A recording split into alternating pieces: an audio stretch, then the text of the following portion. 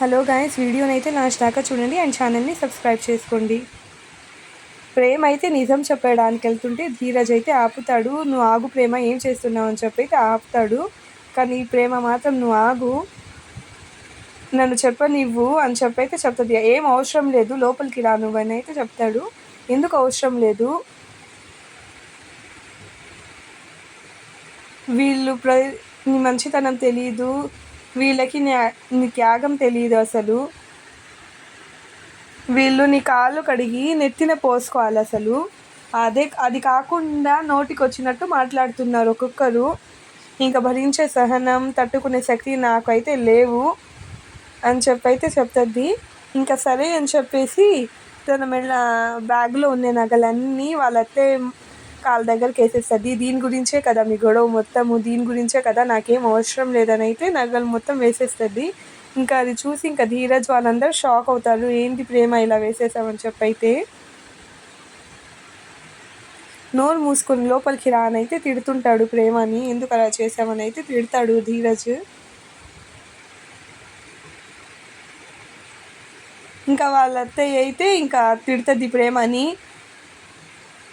నీకోసం ఎంత ఆలోచించి చేయించాము మేము, అది నువ్వు మా ఇంటి లక్ష్మీదేవి అని చేయించాము, నువ్వు లక్ష్మీదేవిలా కలకల్లాడుతూ ఉండాలని చేయించాము, అంతే తప్ప ఎవడో తాకట్టు పెట్టుకొని బతకడాని కోసం కాదు మేము చేయించింది. నీకు చేతకాని తండ్రి, చేతకాని కొడుకులు, చవట దద్దమ్మలు వచ్చి అని చెప్పేసి వెళ్ళిపోతుంది అక్కడి నుంచి. వాళ్ళ అత్తయ్య వాళ్ళ నాన్న అయితే అక్కడి నుంచి ఇంకా వెళ్ళిపోతారు.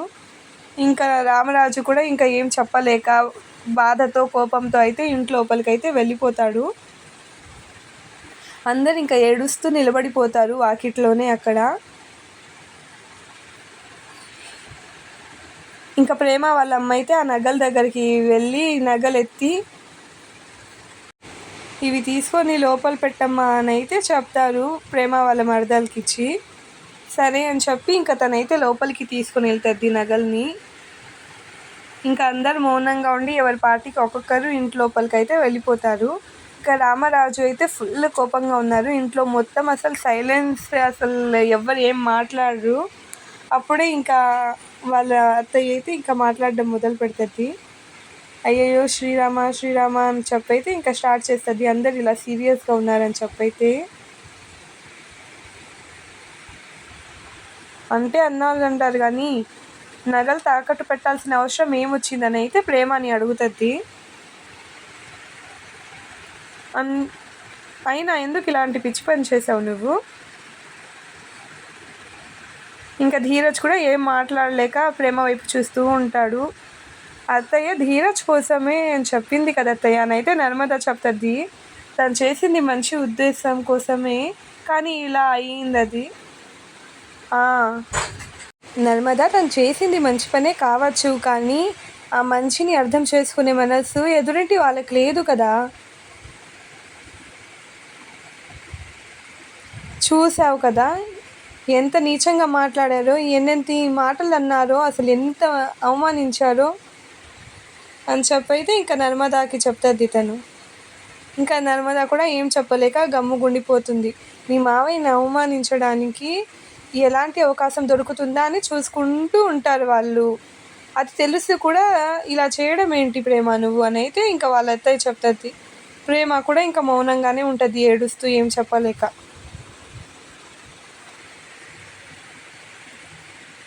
చూడు మీ మావయ్య అసలు నోటి నుంచి ఏం మాటే తీయడం లేదు, ఎంత అవమానించారు చూడు అని చెప్పైతే చెప్తుంది. అప్పుడే ఇంకా ధీరజ్ వాళ్ళ నాన్న దగ్గరికి వెళ్ళి సారీ నాన్న, తనేం తెలియక చేసింది, క్షమించి నాన్న తన్ని అని చెప్పి చెప్తుంది. ఇంకా వాళ్ళ నాన్న కోపంగా ఏంట్రా తెలియకుండా చేసేది, ఏంటి ఇది మొదటిసారా ఏమైనా అని అయితే చెప్తుంది. మీరు అసలు నిజంగా భార్య భర్తలేనారా?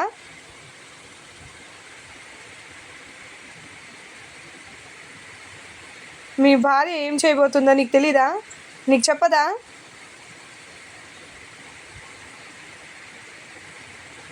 అని అయితే ఇంకా గట్టిగా అడుగుతాడు. ఎవరి సొంత పెత్తనాలు మొత్తం వాళ్ళేనా, ఎవరి పనులు వాళ్ళే చూసుకుంటారా అని అయితే చెప్తారు. మంచి చెడుల గురించి మొగుడు పిల్లలు అసలు మాట్లాడుకోరా?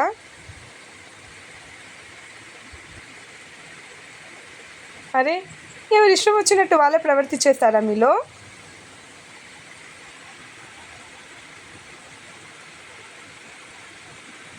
ఈ నగల విషయంలో ఒకరోజు మొత్తం నేను పోలీస్ స్టేషన్లో ఉన్నాను.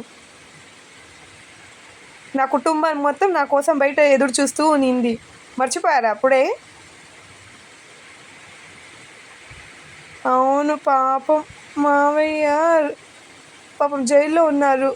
నడి రోడ్డు మీద మావయ్య గారు చొక్కా కూడా చించేశారని అయితే చెప్తుంది ఇంకా వల్లి. అప్పుడే వాళ్ళైతే వచ్చి నోరు మూసుకోయే వల్లి అని చెప్పి అయితే తిడుతుంది తన్ని.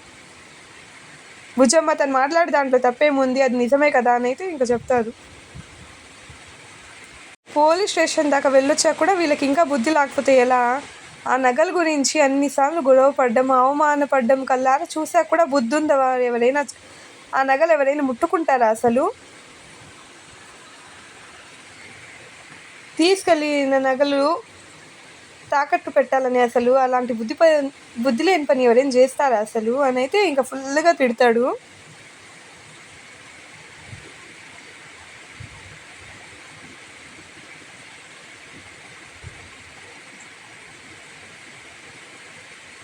ఇంకా ప్రేమ అయితే ఏడుస్తూ ఇంకా ధీరజ్ కూడా ఏం నోట్లో నుంచి మాట అయితే తీడు. ఇంకా ధీరజ్ ప్రేమ దగ్గరికి వెళ్ళి ఇంకా నిలబడతాడు. అందరూ పాపం ఎవరో కొట్టడానికి అలా ఏమైనా చేస్తాడేమో అన్నట్టుంటారు. వీళ్ళు మాత్రం వెనకాల నుంచి ఎంజాయ్ చేస్తూ ఉంటారు. వల్లి తన కోసం వచ్చిన అమ్మాయి అయితే ఇంకా ఫుల్గా ఎంజాయ్ చేస్తూ ఉంటారు.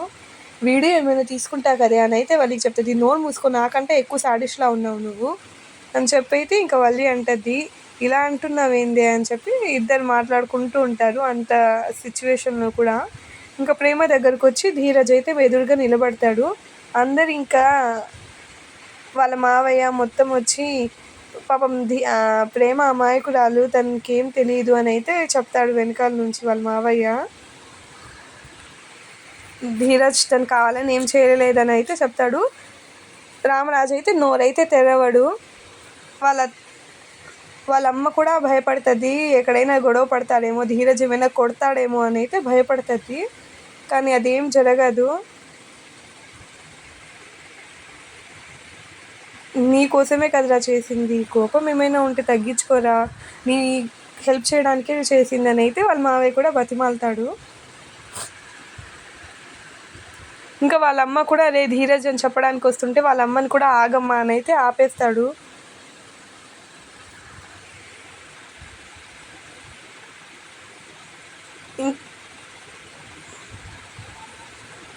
ధీరజ్ అయితే అమూల్య చేతిలో ఉన్న నగలనైతే అమూల్య నగలు ఇలా ఇవ్వు అని అయితే అడుగుతాడు అమూల్యని. అందరు ఏందబ్బా అలా అడిగాడు అని అయితే అందరు చూస్తూ ఉంటాడు. ఇంకా ప్రేమని దగ్గరగా తీసుకుంటాడు. ఒక్కొక్క నగ అయితే ప్రేమ మెడలో అయితే వేస్తూ ఉంటాడు.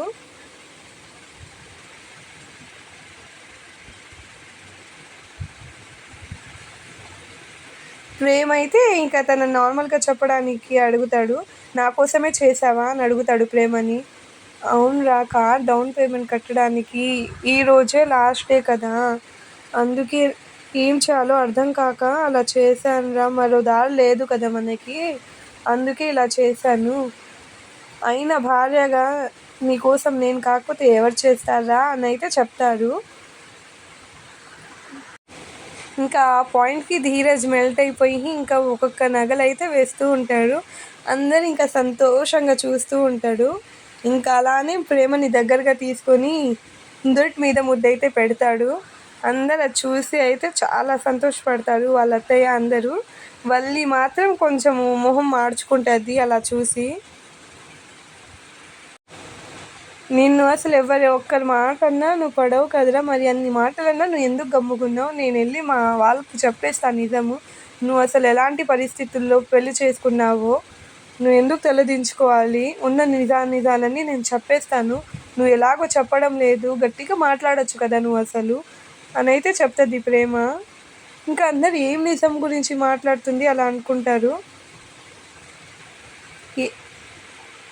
ఇంకా తనైతే ఇంకా వెళ్ళిపోవడానికి వెళ్తుంటే అప్పుడే నర్మదా వాళ్ళతో అయితే చేతులు పట్టుకుంటారు ప్రేమవి. ఎక్కడికి వెళ్ళేది, ఏంది చెప్పేది, ఏముందని, నువ్వు గమ్ముగుండు అని అయితే చెప్తారు.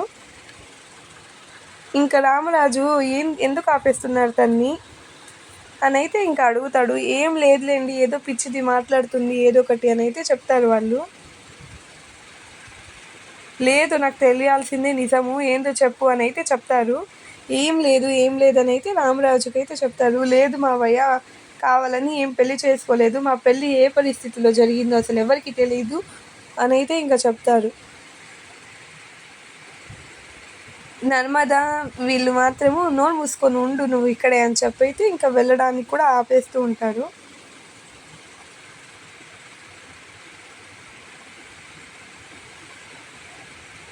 అంటే రామరాజు, మీ పెళ్ళి వెనకాల అయితే ఏమైనా మతలబు ఉందా, మీరిద్దరు ఇష్టపడి ఏం చేసుకోలేదా పెళ్ళి అని అయితే అడుగుతాడు. అదేం లేదండి, వాళ్ళిద్దరు ఇష్టపడే చేసుకుని మీరెందుకు అలా అడుగుతున్నారని అయితే ఇంకా అంటారు. వాళ్ళ అత్తయ్య అయితే అంటారు. నువ్వు గమ్ముగుండు అని చెప్పైతే చెప్తాడు. ఇంకా బుజ్జమ్మ నువ్వు ఎందుకు ఆపుతున్నావు ఊరికనే అని అయితే చెప్తారు. ఇంకా బుజ్జమ్మ అయితే మనసులో అనుకుంటూ ఉంటుంది, ఇది బయటికి చెప్పిస్తే నేను నర్మద అయితే ఇరుక్కుంటాము, ఇది ఏం చేయడానికి పోతుంది అని అయితే చెప్పుకుంటారు. అప్పటికప్పుడు నర్మద మనసులో ఆలోచించి, ఏం లేదు మావయ్య, ధీరజ్తో పెళ్ళి అవ్వదేమోనని పెళ్ళి డిసైడ్ అవ్వగానే ఇంకా ఏదో చేసుకోవడానికి పోయింది ప్రేమ, ఇంకా ప్రేమ ఏమైనా చేసేసుకుంటుందేమోనని, ఇంకా సూసైడ్ చేసుకుంటుందేమోనని ఇంకా ధీరజ్ భయపడైతే పెళ్లి చేసుకున్నాడు. తను అదే చెప్తుంది, ఏ సిచ్యువేషన్లో చేసుకున్నానో వాళ్ళకి తెలీదు, ధీరజ్ రాబట్టి నేను బతుకున్నాను ఆ విధంగా చెప్తుంది మావయ్య అని చెప్పైతే నర్మద చెప్తుంది. ఇంకా ప్రేమ అది కాదు చెప్పడానికి వెళ్ళేటప్పటికి నర్మద అయితే సిగ్నల్స్ ఇస్తుంది, గమ్ముగుండమ్మ చెప్పక తల్లి అని అయితే అలా చెప్తుంది.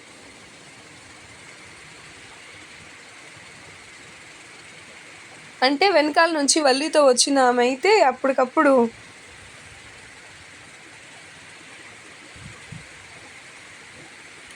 అంటే అమూల్య మ్యారేజింగ్ జరుగుతుంటే విశ్వక్ అమూల్యని తీసుకొని జంపింగ్ అయినట్టు ధీరజ్ ప్రేమని తీసుకొని జంపింగ్ అయినన్నమాట అని అయితే చెప్తారు. అది వినంగానే ఇంకా అందరికీ కోపం వస్తుంది. నర్మద అయితే నేరుగా వల్లి వాళ్ళ దగ్గరికి వెళ్ళిపోయి ఇంకా అడుగుతుంది,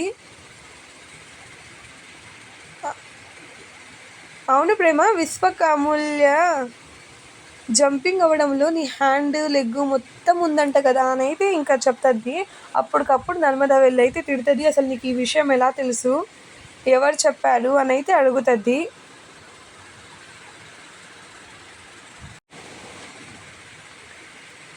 మా భాగ్యం అత్తయ్య టెల్లింగ్స్ వేసింది అని చెప్పి అయితే చెప్తుంది. చూడు, నువ్వు వల్లిని చూసుకోవడానికి వచ్చావు, అంతవరకే ఉండు, అలా కాకుండా మిగతా వాళ్ళ విషయంలో జోక్యం చేసుకున్నా, ఇలాంటి విషయంలో వేలు పెట్టినా అప్పటికప్పుడు వాళ్ళి మధ్యలో దూరి సెల్లై తనకేం తెలియకుండా మాట్లాడేసింది, తన గూబ మీద ఒక్కటి కొట్టి తన్ని నోరు మూసుకొని కూర్చోబెడతానని అయితే వాళ్ళి తన్ని అక్కడి నుంచి అయితే తీసుకొని వెళ్ళిపోతుంది. నర్మద అయితే ఫుల్ వార్నింగ్ ఇస్తుంది, మా ఇంటి విషయాల్లో దూరకు, వచ్చిన పని ఏందో చేసుకొని ఉండు, నువ్వు గమ్ముగా వల్లి కోసం వచ్చావు కదా అని అయితే చెప్తుంది. ఈరోజైతే ఎపిసోడ్ ఇక్కడ దాకా జరిగింది. అండ్ ఇప్పుడు ఏం గొడవలు రాబోతున్నాయో దీనివల్ల మొత్తం మీరు కమెంట్ చేయండి.